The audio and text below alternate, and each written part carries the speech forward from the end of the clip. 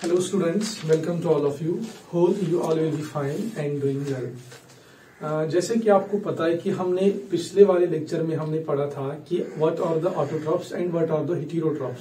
सो उसमें मैंने आपको एग्जांपल दी थी कि ऑटोट्रॉप्स हम किनको बोलते हैं और हेटेरोट्रॉप्स हम किनको बोलते हैं, और फिर हमने ऑटोट्रॉप्स और हेटेरोट्रॉप्स जो है उन दोनों को हमने आपस में डिफरेंशिएट किया था।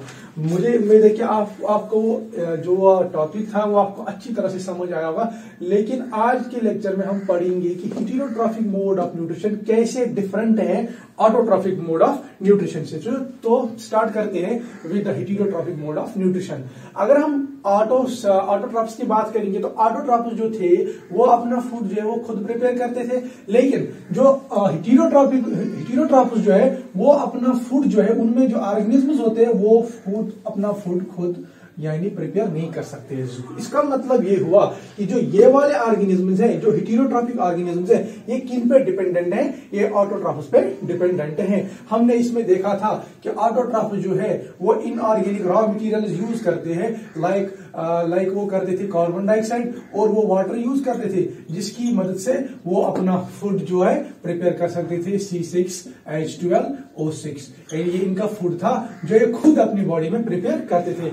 लेकिन कहानी जो हेटेरोट्रॉप्स की है वो कहानी कुछ अलग है, वो कहानी कुछ ऑटोट्रॉप्स से अलग है। क्या कहानी है कि जो हेटेरोट्रॉप्स है वो अपना फूड जो है वो खुद प्रिपेयर नहीं कर सकते हैं। तो सर ये फूड अपना कहां से लाते हैं? अगर हम हेटेरोट्रॉप्स की बात करेंगे, हेटेरोट्रॉप्स को की जो ऑर्गेनिज्म है वो वाइड रेंज ऑर्गेनिजम्स है, वाइड रेंज ऑर्गेनिजम्स है।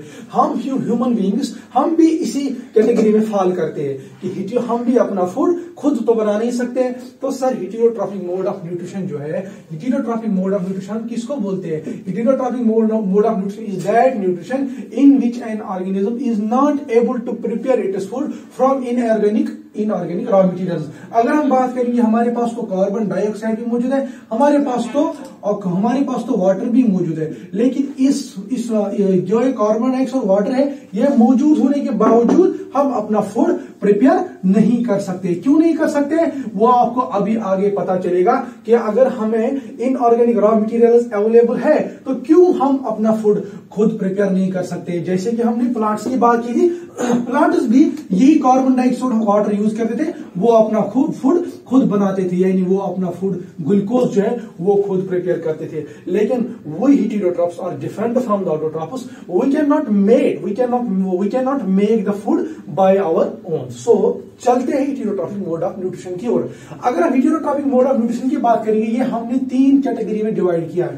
First of all it is saprotrophic mode of nutrition, second one is parasitic mode of nutrition, and the third one is holozoic mode of nutrition. सबसे पहले हम किससे deal करेंगे? Saprotrophic mode of nutrition से। देखिए saprotrophic mode of nutrition हम किसको बोलते हैं? That nutrition in which an organism obtains its food from dead and decaying plants and animals। इनमें जो ऑर्गेनिजम्स होते हैं सेप्रोट्रॉपिक मोड ऑफ न्यूट्रिशन जो है, इनमें जो ऑर्गेनिजम्स फॉल करते हैं, जो इस वाले ग्रुप में ऑर्गेनिजम्स फॉल करते हैं, वो क्या करते हैं? वो अपना फूड तो खुद बना नहीं सकते हैं। सबसे पहली बात, वो अपना फूड खुद तो बना नहीं सकते, तो कहां से लाते हैं वो फूड? वो लाते हैं from dead decaying plants and animals. Sir इसको कुछ थोड़ा सा समझाइए। देखिए डेड डिकेइंग हम किसको बोलते हैं? लेट सपोज आपके मोहल्ले में कोई कुत्ता था, वो अचानक से मर गया। जब वो डॉग जो है वो मर गया, उसको हमने किसी साइड पे हम गए, यानी बाग एक्स्ट्रा में हमने उसको डाल दिया, तो 10 दिन हो गए। तो 15 दिन के बाद 10 दिन के बाद आप उस जगह फिर से गए। आप जो देखते हो, आप जो जब वहां पे जाते हो, आप ऑब्जर्व करते हो कि जो डॉग था, जब आपने इसको पहले दिन वहां पे लिया था तो इसकी बॉडी बिल्कुल फिट थी, लेकिन कुछ दिन गुजरने के बाद इसकी बॉडी क्या होने लगती है? डिके होने लगती है। ठीक है, वो डिके होना स्टार्ट होती है इसमें लेकिन सर अब अगर यहाँ पे एक डॉग था, वो फुल बॉडी में था, फुल मेच्योर बॉडी में था, लेकिन 10 दिन 15 दिन के बाद इसकी बॉडी वहां पे नहीं होती, आपको सिर्फ हड्डियां दिखाई देता है वहां पे, लेकिन वो जो इसकी बॉडी है गई तो गई कहां? देखिए आपको मैं एक एग्जांपल दूंगा। हमारे साथ हमारे इकोसिस्टम में क्या रहते हैं? बैक्टीरिया रहते हैं। हमारे इकोसिस्टम में बैक्टीरिया रहती है। जो ये बैक्टीरिया है ये भी जो बैक्टीरिया है ये इस डॉग पे एक्ट हो जाते हैं। इसमें ये डॉग पे एक्ट हो जाते हैं। क्या करते हैं डॉग को? इस डॉग को ये धीरे धीरे ग्रेजुअली डिके करते हैं, खाते हैं। तो सर क्या ये बैक्टीरिया जो है क्या इन्होंने इस डॉग को खाया? क्या इन्होंने ही जो इसका फ्लश था इस डॉग का जो गोश्त था वो क्या इन बैक्टीरिया ने खाया? जी हाँ बिल्कुल। उन्होंने उस कॉम्प्लेक्स जो ये डॉग था ये कॉम्प्लेक्स ऑर्गेनिज्म था, उन्होंने इस कॉम्प्लेक्स ऑर्गेनिज्म को सिंपलर मॉलिक्यूल्स में कन्वर्ट कर दिया। और अभी आप देख पाते हो कि 10 दिन के बाद 15 दिन के बाद वो ऑर्गेनिज्म वहां पे नहीं होता है। Same is the case in the plants. अगर कहीं भी प्लांट भी गिर जाता है तो आप वो देख सकते हो कि अगर प्लांट को डिके होने में टाइम ही लगता है, लेकिन at the end of the day वो प्लांट भी डिके हो जाता है with the help of this bacteria and with the help. और हमारे अगर हम एग्जांपल देंगे इस सेप्रोट्रॉपिक मोड ऑफ न्यूट्रिशन में वो कौन है? वो फंजे भी है। तो यहाँ पे मैं आपको फिर से रिपीट करता हूं कि सेप्रोट्रॉपिक मोड ऑफ न्यूट्रिशन हम उस मोड ऑफ न्यूट्रिशन को उस न्यूट्रिशन को बोलते हैं जिसमें ऑर्गेनिज्म जो होते हैं वो कहां से अपना न्यूट्रिशन हासिल करते हैं? From the dead and decaying plants and animals. तो बढ़ते आगे।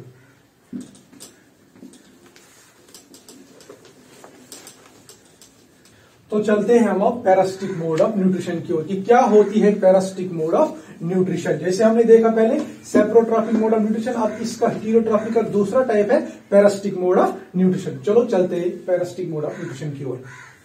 देखो पहले सबसे पहले डेफिनेशन की ओर जाते हैं। In which an organism derives its food from the another organism, highlight करना इसको, the another organism without killing it.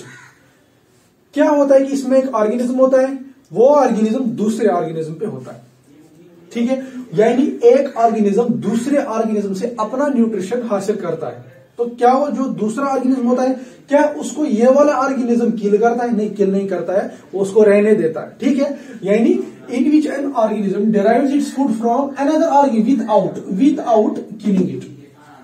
ठीक है। तो यहां पर हम देखते हैं कि एक ऑर्गेनिज्म होता है,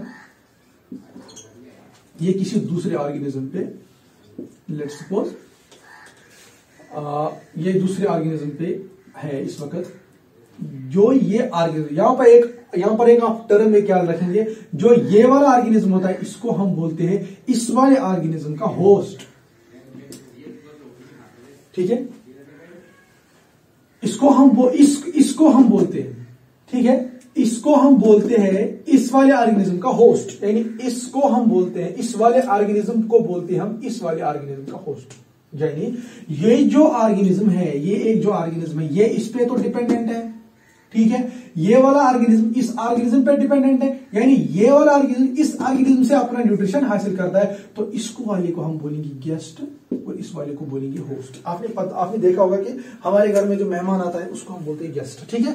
जो उस मेहमान को सर्व करते हैं, ठीक है, उस मेहमान को सर्व करने वाले क्या करार देते हैं? होस्ट उनको बोलते हैं, ठीक है।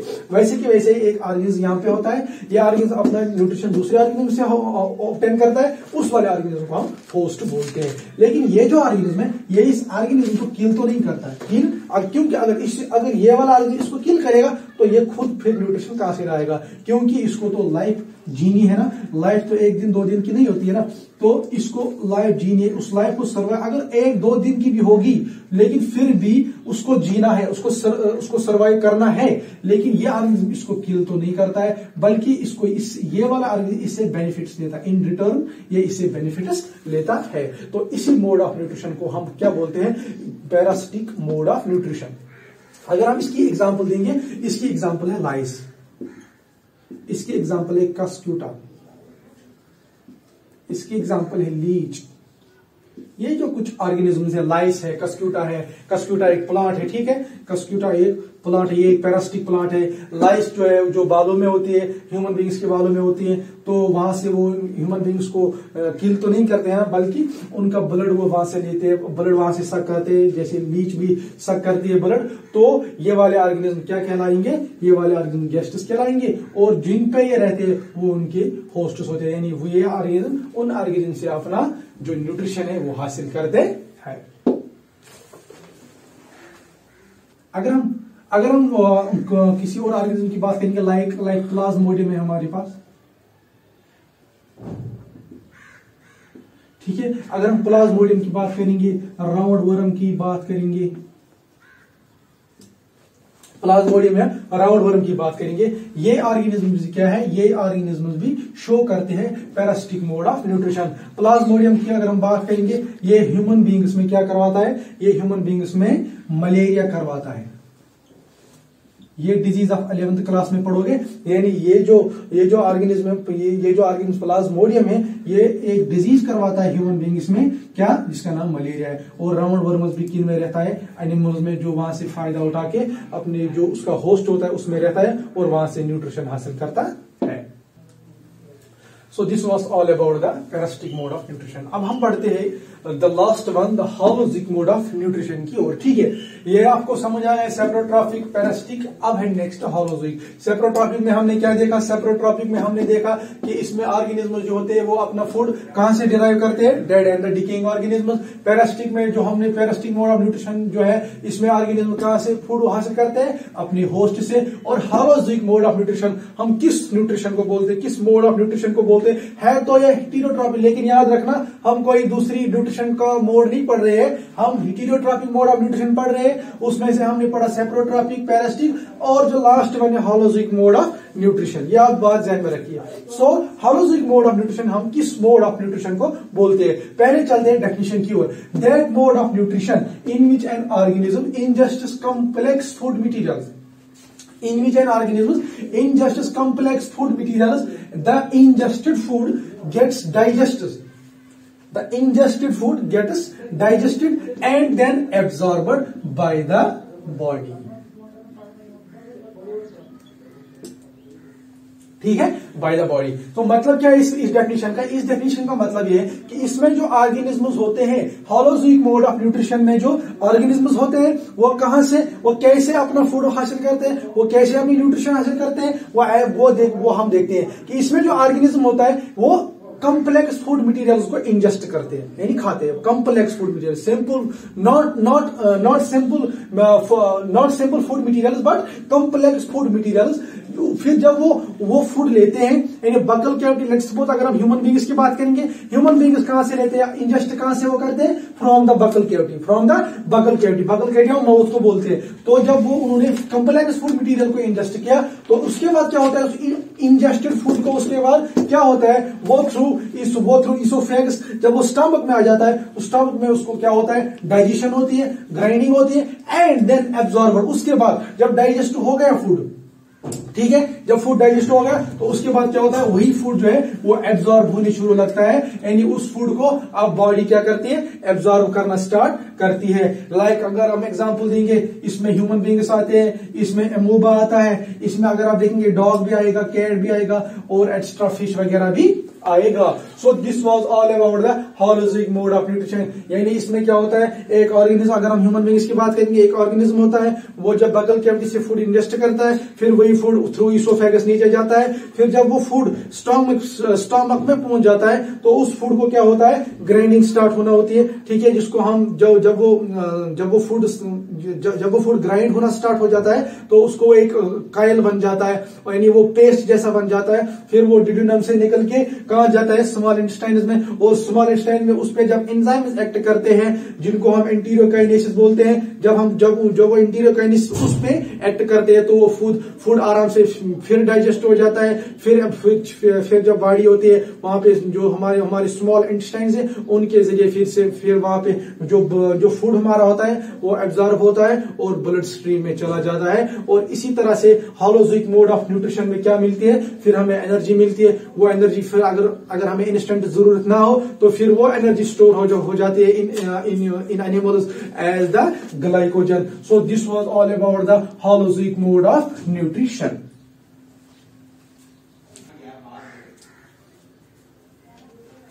तो चलते हैं हम अब nutrition in plants, the next topic, कि कैसे एक प्लांट न्यूट्रिशन हासिल करता है। हमने देख लिया कि हम अब पहले ही जानते हैं कि जो प्लांट्स होते हैं वो क्या है, वो ऑटोट्रॉफ्स है। तो ऑटोट्रॉफ्स में अब न्यूट्रिशन होनी है, कैसे एक ऑटोट्रॉफ अपना फूड खुद हासिल करता है। आपने एक you are with familiar with the term that is photosynthesis. Photosynthesis एक प्रोसेस है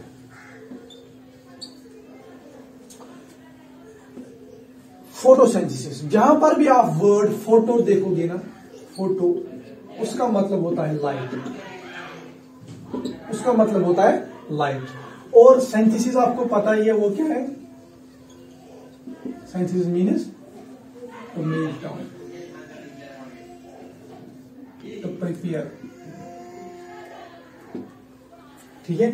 so photosynthesis, nutrition in plants, यानी प्लांट्स में कैसे न्यूट्रिशन होती है, उनमें एक प्रोसेस होती है जिसको हम नाम देते हैं photosynthesis. Photo means light and synthesis means to make और टू प्रिपेयर। फोटोसिंथेसिस वो एक प्रोसेस है, फोटोसिंथेसिस वो एक प्रोसेस है जो किन में होती है, जो प्लांट्स में होती है, जो प्लांट्स में होती है। सर कैसे होती है प्लांट्स में, देखो मैं आपको समझाता हूं कि ये एक वो प्रोसेस है जिसके जरिए प्लांट जो है वो अपना फूड जो है वो खुद मैन्युफैक्चर करते हैं, वो अपना फूड खुद बनाते हैं। So let's see what is photosynthesis, कैसी होती है फोटोसिंथेसिस। अगर आपको पता ही होगा, मैंने आपको बोला था कि ऑटोट्रॉफस जो होते हैं वो क्या करते हैं, इनऑर्गेनिक रॉ मटेरियल्स का यूज करके वो अपना फूड जो है वो खुद बनाते हैं। तो कैसे बनाते हैं, लेट्स सपोज हम यहां पर एक प्लॉट लेंगे,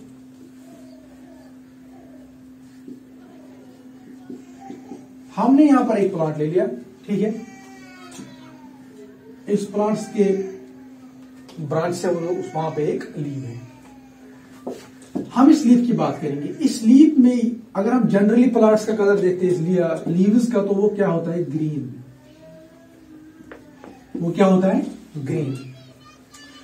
जो ये ग्रीन है, जो ये लीफ है, इसमें जो आप देखोगे इसका जो सरफेस होता है जो टुवर्ड्स द सन होता है, उसमें क्या होता है, उसमें छोटे छोटे होल्स होते हैं, उसमें क्या होते हैं, छोटे छोटे होल्स होते हैं। लेकिन ये होल्स इतने छोटे होते हैं, इतने छोटे होते हैं, अगर आप चाहोगे कि अपनी नेकेड आई से उसको देखना, इट इज नॉट पॉसिबल, ये पॉसिबल। तो सर फिर कैसे इन होल्स को देखा गया, इन होल्स को with the help of microscope देखा गया। जब इसकी स्लाइड एक ली गई, इसकी एक कट करके एक स्लाइड ले ली गई, फिर इसको जब माइक्रोस्कोप के नीचे रखा गया, तो जब माइक्रोस्कोप से नीचे इसको देखा गया इस लीफ को, तो वहां से पाया गया कि ये यहाँ पे एक छोटे छोटे पोर्स है। इन पोर्स का नाम बायोलॉजिस्ट ने क्या रखा, स्टोमेटा, स्टोमेटा। जो स्टोमेटा है, इसमें लाइक ऐसे, इसमें गार्ड सेल्स होती है, इनको हम ऐसे होती है, इसमें गार्ड सेल्स, यहां से इसको मिला दो,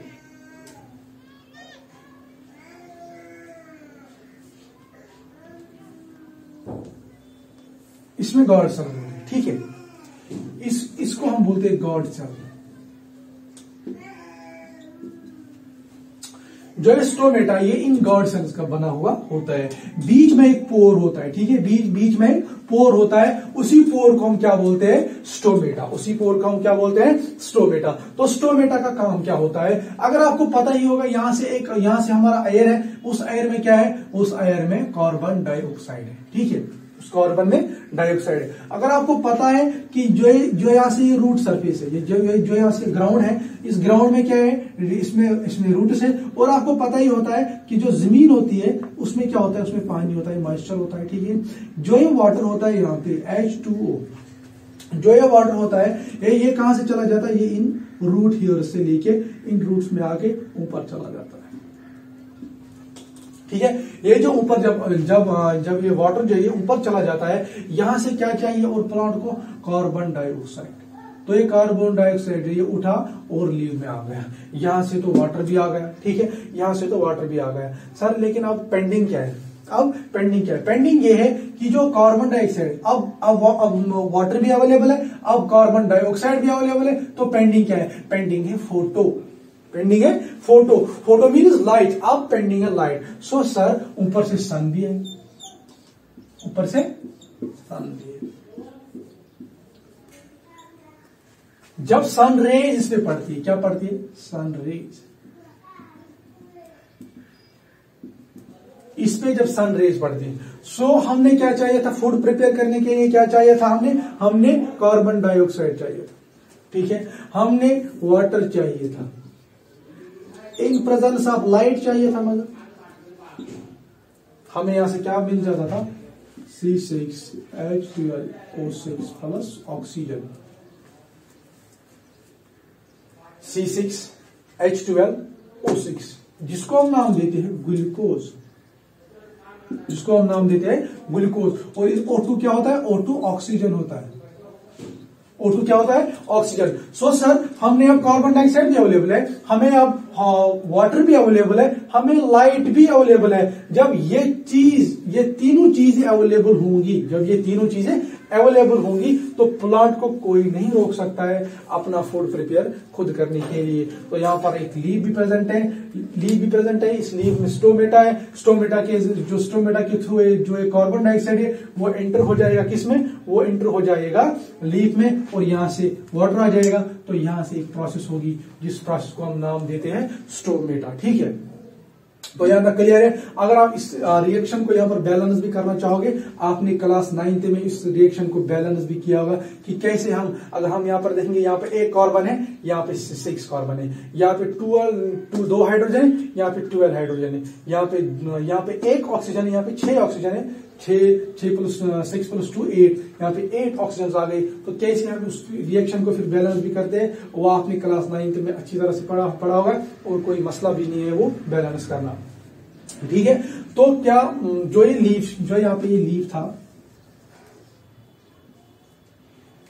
इस लीफ का कलर जो है वो ग्रीन है,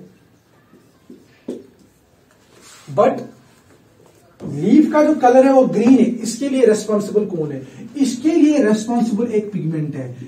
इन लीव्स में एक पिगमेंट होता है जिसको हम नाम देते हैं क्लोरोफिल,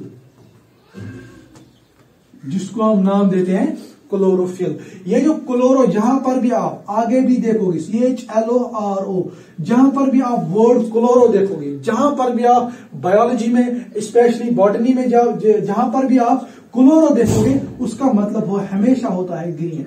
जैसे मैंने आपको अभी बोला, जहां पर भी आप फोटो देखोगे, photo means light, photo means, जहां पर भी आप वर्ड क्लोरो देखोगे तो क्लोरो मीन्स ग्रीन। सो यहां पे एक पिगमेंट होता है जिस पिगमेंट को हम नाम देते हैं क्लोरोफिल। वही क्लोरोफिल की वजह से क्या होता है, उसी क्लोरोफिल की वजह से इस लीफ का कलर जो है वो ग्रीन होता है। यही क्लोरोफिल जो है, इसमें ये कहां पे पाया जाता है, क्लोरोप्लास्ट में, वहां पर जो उन पर जो लाइट पड़ती है, तो यहां से ये क्या है, ये लाइट एनर्जी, ये क्या है, ये जो सन से रेज आ गई, ये लाइट एनर्जी है, ये LE है, यानी लाइट एनर्जी है। इस जो ये क्लोरोफिल, क्लोरोप्लास्ट जिसमें होता है, यानी जो क्लोरोफिल ये क्लोरोप्लास्ट में होता है, इस लीफ में होता है, तो ये इस लाइट एनर्जी को किस में कन्वर्ट करते हैं, CE में, यानी ये इसको केमिकल एनर्जी में कन्वर्ट करते हैं। फिर यही जो ये केमिकल एनर्जी है, ये क्या करती है, ये with the help of this carbon dioxide, water, ये क्या करते हैं, ये प्लांट के लिए एनर्जी प्रोवाइड करती है। ये प्लांट को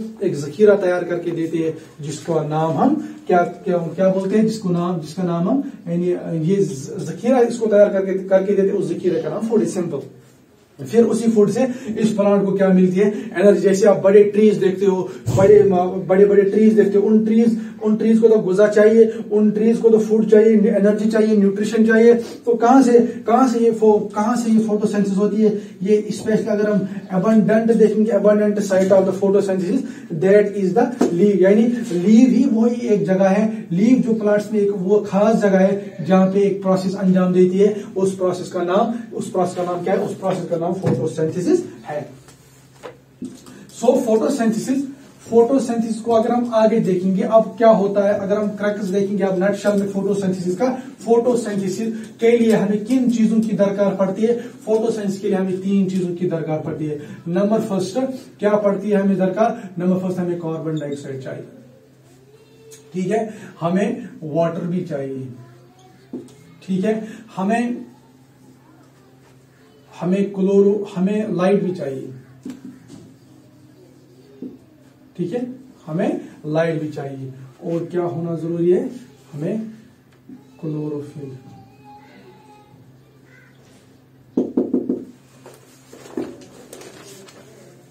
तो 3 चीजें हमने फोटोसिंथेसिस में लाजमन जरूरी है। कौन कौन सी, एक तो कार्बन डाइऑक्साइड डेफिनेटली होना चाहिए, वाटर भी डेफिनेटली होना चाहिए, लाइट भी होनी चाहिए और क्लोरोफिल भी होना चाहिए। सो अगर इन तीन चीजों में से कोई चीज ना हो तो फोटोसिंथेसिस होना मुश्किल है, तो फोटोसिंथेसिस नहीं होगी फिर। सो फोटोसिंथेसिस के लिए क्या जरूरी है? कार्बन डाइऑक्साइड भी जरूरी है, वाटर भी जरूरी है, लाइट भी जरूरी है और क्लोरोफिल भी जरूरी है। सो चलते हैं हम आगे। सो ये तीन चीजें जो थी, कौन कौन सी? कार्बन डाइऑक्साइड, वाटर, लाइट और क्लोरोफिल। ये चीजें जो थी ये फोटोसिंथेसिस के होने के लिए लाजमन जरूरी थी, नेसेसरी थी। अब हम अगर फोटोसिंथेसिस की जनरल रिएक्शन देखेंगे, जनरल रिएक्शन ये है कि हमें क्या होना चाहिए? कार्बन डाइऑक्साइड, ठीक है। कार्बन डाइऑक्साइड के बाद हमें क्या होना चाहिए? Water, H2O। ये होने के बावजूद हमने एक और चीज जरूरी, क्या चीज जरूरी है? एक तो लाइट होना जरूरी है और क्लोरोफिल, ठीक है, क्लोरोफिल। जब ये कार्बन डाइऑक्साइड भी हो, वाटर भी हो, लाइट भी हो और क्लोरोफिल भी हो तो एक फूड बनता है, यानी एक प्रोडक्ट बनता है जिसका नाम हम ग्लूकोज देते हैं, C6H12O6, और एक बाई प्रोडक्ट निकलता है वहां से, इसका नाम हम ऑक्सीजन देते हैं, ठीक है। Carbon dioxide plus water plus जो in presence of carbon dioxide plus water in presence of light and chlorophyll, what it gives? It gives C6H12O6, जिसका नाम हम क्या देते हैं? ग्लूकोज, ठीक है। और इसका नाम क्या है? ऑक्सीजन। ये मैंने एरो दिखाया ना यहाँ पे, इसका मतलब है ये ऑक्सीजन जो है ये बाहर निकलता है। अगर हम इस रिएक्शन की ओर देखेंगे, इस रिएक्शन में यहाँ पे एक कार्बन आपको नजर दिखाई दे रहा है, यहाँ पे आपको 6 कार्बन नजर दिखाई दे रहे हैं। यहाँ पे आपको एक 2 ऑक्सीजन, 2 + 1 = 3 ऑक्सीजन, यहाँ पे आपको दिखाई दे रहे हैं 6 + 2 = 8 ऑक्सीजन। सो इसका मतलब ये हुआ कि रिएक्शन जो है वो बैलेंस नहीं है। अगर हम इस रिएक्शन को बैलेंस करना चाहेंगे तो सबसे पहली बात देखो, यहाँ पे C6 है, कार्बन जो कार्बन है ये कितनी मर्तबा है? 6 मर्तबा है, और कोई कार्बन यहां से नहीं है, यहां इसमें भी कोई कार्बन नहीं है, इसमें एक जगह कार्बन है। तो हम क्या करेंगे? अगर हम इस C के सामने 6 लगा देंगे, यहाँ पे एक्चुअली C1 है, क्या है? C1 है, तो इस 6 को इससे मल्टीपल लगेगा 6 × 1 दैट इज 6। तो हम जरूर यहाँ पे लिखना नहीं समझते हैं, तो हम डायरेक्ट इसको क्या लगाते हैं? 6 को, यानी 6 लगाते हैं सामने। लेकिन ये जो 6 है ये इस ओनली C को ही नहीं है, बल्कि किसको? ये ऑक्सीजन को भी है। तो इस 6 को इस 2 के साथ मल्टीपल लगेगा। जब इस 6 को 2 के साथ मल्टीपल लगेगा तो कितने ऑक्सीजन बन जाएंगे? तो हमने 12 ऑक्सीजन बन जाएंगे, ठीक है, 12 ऑक्सीजन बन जाएंगे। 12 जब हमने 12 ऑक्सीजन बन जाएंगे तो यहां से कितने ऑक्सीजन रह गए? यहां से रह गए 6 + 2 दैट इज 8 ऑक्सीजन। तो यहां से आप 12 आ गए, यहां से आप 8 ऑक्सीजन आ गए, तो अभी भी रिएक्शन जो है वो बैलेंस नहीं हुई है। अगर मैं एक काम करूं, मैं ऑक्सीजन को बैलेंस करने से पहले किसको बैलेंस करूं? हाइड्रोजन को। देखो अगर मैं इस हाइड्रोजन को यहां पर देख लूं, ये 2 टाइम्स है, 2 हाइड्रोजन है यहाँ पे 12 हाइड्रोजन है ना। अब इसमें हाइड्रोजन है ना, यहाँ पे हाइड्रोजन है ना, यहाँ से किसी और जगह हाइड्रोजन है। तो जब यहाँ से डायरेक्ट 12 हाइड्रोजन है, तो क्यों ना मैं इस हाइड्रोजन के सामने 6 लगा दूं। जब मैं इसके सामने 6 लगा दूं तो 6 × 2 दैट इज 12। तो यहां से हो गए अब कौन बैलेंस? हाइड्रोजन भी हो गया बैलेंस, यहां से भी हाइड्रोजन हो गया बैलेंस, यहां से कार्बन हो गया बैलेंस, और यहां से भी कार्बन बैलेंस हो गया। यहां से भी कार्बन बैलेंस नहीं हो गया, क्योंकि यहां से 6 × 2 यस कार्बन बैलेंस हो गया, क्योंकि यहां से क्या है? यहां से 6 मरतबा कार्बन है, यहां से भी 6 मरतबा कार्बन है। अब रह कौन गए? यहाँ पे जो कार्बन है 6 यहाँ पे जो ऑक्सीजन है 6 × 2 दैट इज 12 टाइम्स। अब यहाँ पे 12 टाइम्स ऑक्सीजन आ गया, ठीक है। लेकिन यहाँ पे कितने टाइम्स ऑक्सीजन है? ये तो 2 मरतबा, ये तो 6 मरतबा हो गया। कितना हो गया? ये हो गया 8 टाइम्स, यहाँ पे 8 टाइम्स आ गया। यहां से 12 टाइम्स है ऑक्सीजन, तो यहां से हमने क्या दिखाई दे रहा है? 8 टाइम्स ऑक्सीजन है। लेकिन ये हमने इस 6 को इस 2 से मल्टीप्लाई किया, जब हमने 6 को 2 से मल्टीप्लाई किया तो 12 टाइम्स ऑक्सीजन आ गया। अगर हम इसको प्लस करेंगे तो यहाँ पे ये 6 है, इस 6 को किससे लगेगा? मल्टीप्लाई इस ऑक्सीजन के 1 से, 6 × 1 दैट इज 6 टाइम्स ऑक्सीजन। तो यहाँ पे आ गया 12, यहाँ पे आ गई 6। अगर हम इसको टोटल करेंगे, ये आ गया 18 टाइम्स ऑक्सीजन। क्या आ गया 18 टाइम्स ऑक्सीजन। तो अगर हम यहां से चली जाएंगे, देखो यहाँ पे कितनी मरतबा है ऑक्सीजन, 2 मरतबा, और यहाँ पे 6 है, ठीक है। तो मैं क्या करूं, क्या इसमें मैं अगर मैं इसके सामने 6 लगा दूं, देखो तो ये बढ़ जाएगा, और लेकिन मैं इसको इतना और कॉम्प्लिकेट नहीं करूंगा। मैं अगर इस ऑक्सीजन के सामने 6 लगा दूंगा, क्या लगा दूंगा, 6 लगा दूंगा, तो इस 6 को इस 2 के साथ मल्टीप्लाई लगेगा, 6 into 2 that is 12 plus already 6 oxygen here, that gets total in 18 times oxygen, that gets in total 18 oxygen. देखिए आप, अब यहां से ऑक्सीजन भी बैलेंस हो गया, यहां से भी ऑक्सीजन बैलेंस हो गया, यहां से कार्बन बैलेंस हो गया, यहां से भी कार्बन बैलेंस हो गया, यहां से हाइड्रोजन आ गए 12 और यहां से हाइड्रोजन भी 12 आ गए। तो this is the net reaction, this is the net reaction of the photosynthesis. ये चीजें होने क्या, अब आपने याद क्या रखा नक्शल में, नक्शल में आपने याद रखा कि कार्बन डाइऑक्साइड होना चाहिए, वाटर होना चाहिए, लाइट होनी चाहिए, क्लोरोफिल होना चाहिए, तब जाके क्या होगा, तब जाके एक प्रोसेस होगी जिस प्रोसेस का नाम फोटोसिंथेसिस है। होप आपको ये लेक्चर अच्छी तरह से समझ आया होगा। अगर आपको कहीं पर डाउट है, कहीं पर आपको समझ नहीं आया, तो आपको नीचे कमेंट सेक्शन दिया गया है, वहां पे आप कमेंट कर सकते हैं कि फलानी जगह हमें समझ नहीं आ गया। Okay, thank you.